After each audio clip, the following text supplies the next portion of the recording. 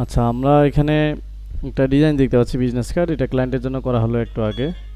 তো এখানে এই কাজটা আমি পাইলাম কিভাবে, এটা ফাইবারের একটা ক্লায়েন্ট, আমার অন্য একটা ক্লায়েন্ট আমাকে রেফার করছে যে আমার কাছে কাজটা করে নিতে পারে। সে আমাকে সব কিছু দেওয়ার পর বলতেছে কত নিবা। তা আমি বললাম সমস্যা নাই, আমি আগে কাজটা করে দিই।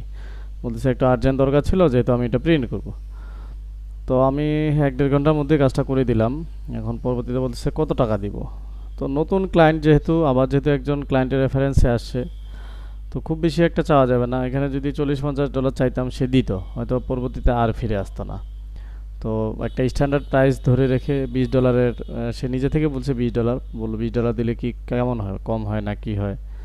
তা আমি আর কিছু বলিনি, যে যেহেতু আমার টার্গেট হলো নতুন ক্লায়েন্ট, সেজন্য পরবর্তীতে আমাকে আবার কাজ দেয়। পরবর্তীতে কাজটার চিন্তা করেও মোটামুটি একটা প্রাইসটা নির্ধারণ করা হয়, সব কিছু মিলে যেন ফিউচারে ওর মাধ্যমে আমি আবার অন্য ক্লায়েন্টের কাজ পাই বা তার যেন কাজ পাই। তো এখানে ডেলিভারি দেওয়ার সময় সব ফাইলগুলো দিতে হয়, AI vector file, PDF file দিতে হয়। তারপরে আমি জেপিইজি দিছি এবং মকআপ ফাইল দিছি, এবং তার লোগোটা আমি করে দিছি, এটা লোগোটা সেপারেট ফাইল দিছি। সে বলেনি লোগোটা করতে, যেহেতু বিজনেস কার্ড করতে গেলে লোগোটাও করতে হয়েছে, এই জন্য ওই ফাইলটা আবার সেপারেটলি দেওয়া হয়েছে।